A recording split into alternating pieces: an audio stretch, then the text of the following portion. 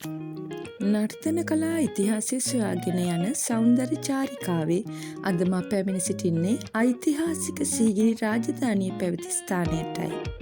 මාතලේ දිස්ත්‍රික්කයේ පිහිටා ඇති සීගිරිය මුහුදු මට්ටමේ සිට අඩි 1214ක් පමණ උසින්ද පොළොව මට්ටමේ සිට අඩි 680ක් උසින්ද පිහිටා තිබෙනවා. මහාවංශයේ සඳහන් වන පරිදි ආලකමන්දාවේ කුවේරයා ලෙස ජීවත් වූ පළවන කාශ්‍යප රජතුමාගේ බලකොටුව හා රාජමාලිගාව මෙම සීගිරි පර්වතය මුදුනේ ගොඩනගා ඇති අතර 1982 ලෝක උරුමයක් ලෙස ප්‍රකාශ කරමින් දෙස් විදෙස් සංචාරකයින්ගේ ආකර්ශනීය ස්ථානයක් බවට පත් වී තිබෙනවා.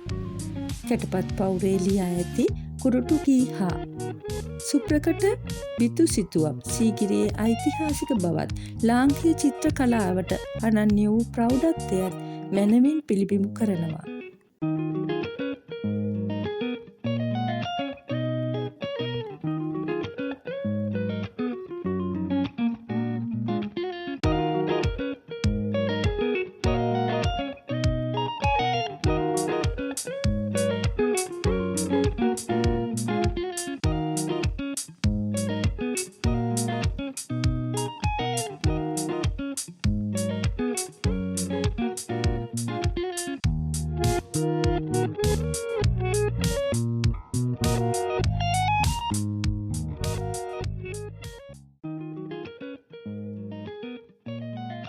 ක්‍රිස්තු පූර්ව 3 වන සියවසට අයත් දේවන්නම් පියතිස්ස රජ දවස ඉදිකරන ලද බටහිර ප්‍රදේශයට වන බෞද්ධ ලෙන් විහාරයක නටබුන් දක්නට ලැබෙනවා.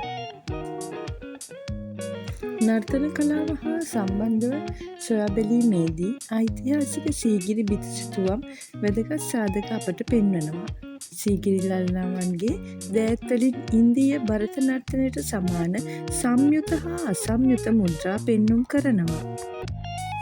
ඒ අතර මුකුල, අලපද්ම, කපිත්ත යන මුද්‍රාවන් මෙම සීගිරි ලලනාවන්ගේ දෑත්වලින් පෙන්නුම් කිරීම එකල නර්තන කලාව පිළිබඳ ප්‍රබල සාධකයක් බව පෙන්වා දිය හැකියි.